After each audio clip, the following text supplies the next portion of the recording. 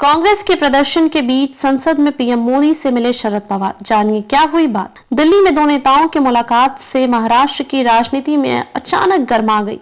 NCP SP के प्रमुख शरद पवार ने बुधवार को संसद भवन में पीएम नरेंद्र मोदी से मुलाकात की। महाराष्ट्र विधानसभा चुनाव के बाद दोनों नेताओं की यह पहली मुलाकात थी। देवेंद्र फडणवीस के शपथ ग्रहण में पीएम मोदी आए थे, मगर शरद पवार नहीं पहुंचे थे।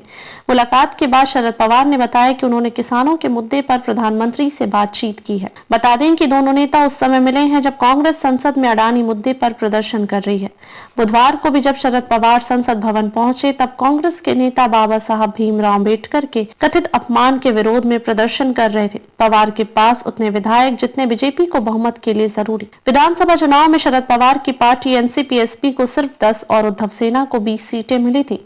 बीजेपी ने 132 सीटों पर जीत दर्ज की थी। बहुमत के नजरिए से देखा जाए तो बीजेपी को 288 सदस्यों वाली विधानसभा में 145 सदस्यों के समर्थन की जरूरत है। बीजेपी को 5 निर्दलीयों और छोटे दलों ने भी समर्थन दे रखा है। इस तरह अकेले सरकार चलाने के लिए बीजेपी को सिर्फ 10 विधायकों के सहयोग की आवश्यकता होगी। फडणवीस मंत्रिमंडल के विस्तार के बाद एनसीपी के कई नेता नाराज बताए जा रहे हैं। छगन भुजबल ने खुले तौर पर मोर्चा खोल रखा है।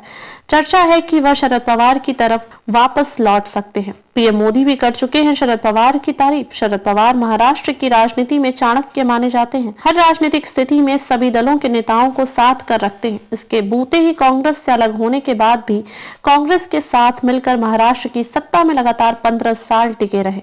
वह पीएम नरेंद्र मोदी के करीबी भी माने जाते हैं। कई मौके ऐसे आए जब पीएम नरेंद्र मोदी ने शरद पवार की सार्वजनिक तौर से तारीफ की। मुंबई में अडानी के धारावी प्रोजेक्ट पर भी काम शुरू होने वाला है। मंत्रियों की शपथ के बाद भी मंत्रिमंडल का बंटवारा भी अटका है। हालांकि अपने संक्षिप्त बयान में शरद पवार ने कहा कि उन्होंने किसानों के मुद्दे को लेकर पीएम मोदी से बात की है, मगर महाराष्ट्र में बदले समीकरण, शिवसेना नेताओं की बयानबाजी और एनसीपी में बगावत के कारण यह मुलाकात महत्वपूर्ण मानी जा रही है।